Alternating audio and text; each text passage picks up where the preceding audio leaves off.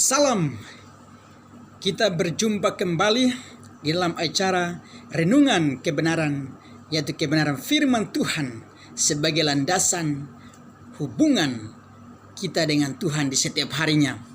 Untuk itu hari ini tema kita berbicara tentang latar belakang timbul adanya hal baptisan. Berbicara soal hal baptisan, saudara yang kasih, maka pada kenyataannya hal baptisan merupakan hal yang paling kisruh di antara gereja-gereja Kristen yang ada di Indonesia, yang terdiri dari berbagai denominasi gereja.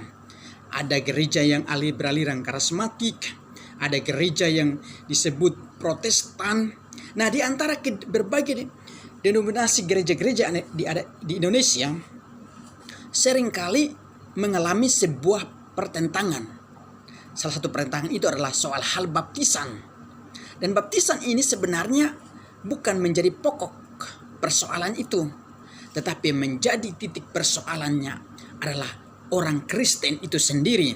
Mengapa? Sebab orang Kristen tidak mengkaji isi Alkitab dengan sungguh-sungguh, sehingga tidak mengalami dengan benar atau memahami dengan benar, atau masih rendahnya tingkat pemahaman orang Kristen tentang baptisan itu berdasarkan ajaran Alkitab yang sebenarnya. Padahal di dalam Alkitab ini sudah mengajarkan bahwa baptisan merupakan hal yang paling baik untuk kehidupan manusia itu sendiri di dalam membangun hubungannya dengan Tuhan. Tetapi karena sebagai orang Kristen kita masih lemah di dalam memahami, untuk itu selalu menjadi persoalan dari tahun ke tahun, bulan ke bulan, bahkan hari demi hari, minggu demi minggu. Baptisan selalu menjadi persoalan yang paling kisruh di antara kalangan Kristen. Jika kita ingin membahasnya, selalu terjadi perdebatan. Untuk itu, menjawab tema kita malam hari ini tentang latar belakang timbul adanya hal baptisan, maka di tangan saya ada sebuah materi yang saya sudah siapkan. Hampir sudah 3 tahun saya mempersiapkan ini dengan judulnya Doa Baptisan Pertobatan. Ketiganya ada kehendak Tuhan.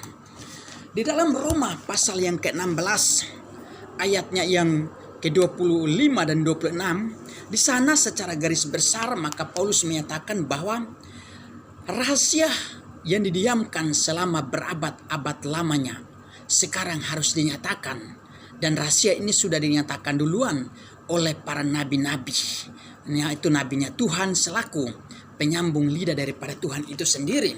Rahasia yang dimaksud oleh Rasul Paulus ini rahasia soal kebenaran, rahasia yang disebut Injil kebenaran, atau rahasia tentang firman Tuhan yang harus dinyatakan dengan secara benar, secara sempurna. Dan salah satu rahasia yang berabad-abad lamanya yang sampai hari ini masih menjadi sebuah hal yang masih samar-samar di dalam setiap pandangan, setiap pemahaman kehidupan kekristenan itu sendiri, sehingga menjadi sebuah persoalan secara berkepanjangan adalah soal hal baptisan ini. Nah, saudara yang kekasih, di dalam catatan saya ada 3 alasan mengapa adanya hal baptisan itu. Yang pertama, baptisan ini ada karena ada faktor dosa di dalam hidup manusia.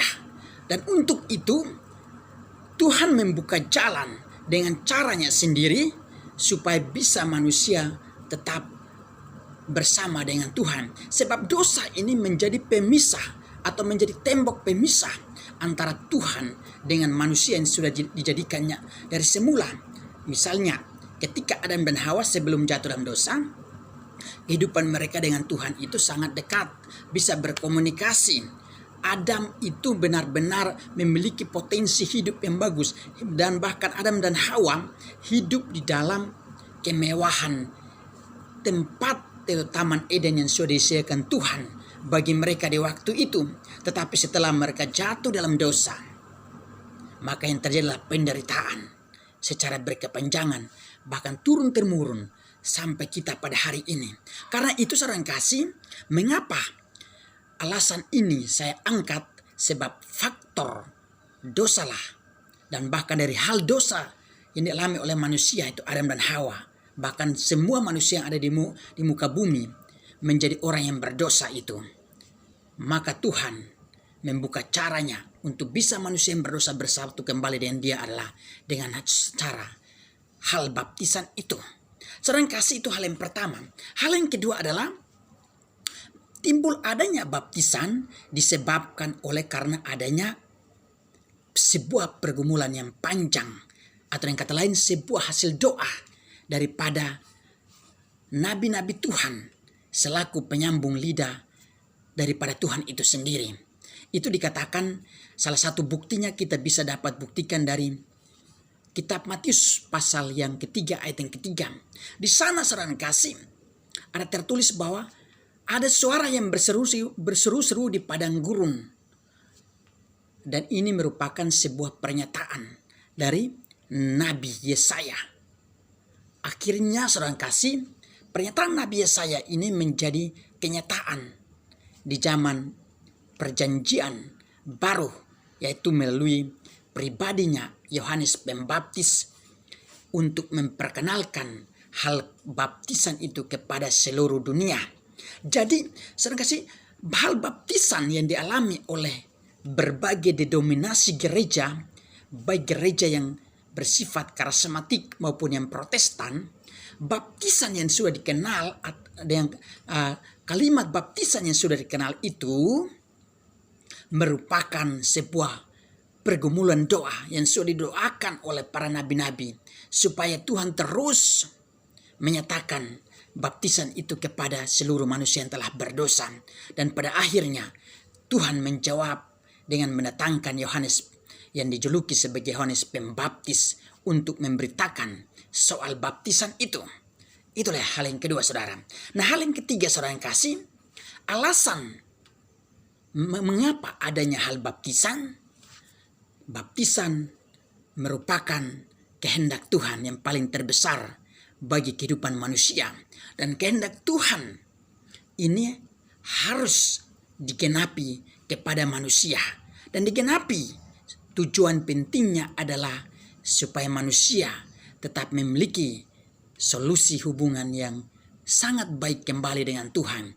Dan dengan adanya kehendak Tuhan melalui baptisan itu, maka manusia setiap hari akan terus memperbaharui seluruh akal, budi, dan pikirannya untuk menjadi orang yang berkenan di hadapan Tuhan. Untuk itu saudara yang kasih, hal baptisan dan segala timbul adanya baptisan dari semula disebabkan oleh ketiga hal itu. Dalam nama Tuhan Yesus, Tuhan memberkati, kiranya menjadi berkat bagi kita. Dan jika waktu dan situasi yang sudah baik, maka saya akan membahas akan baptisan dengan secara sempurna, secara lengkap kepada saudara sekalian. Haleluya. Amin.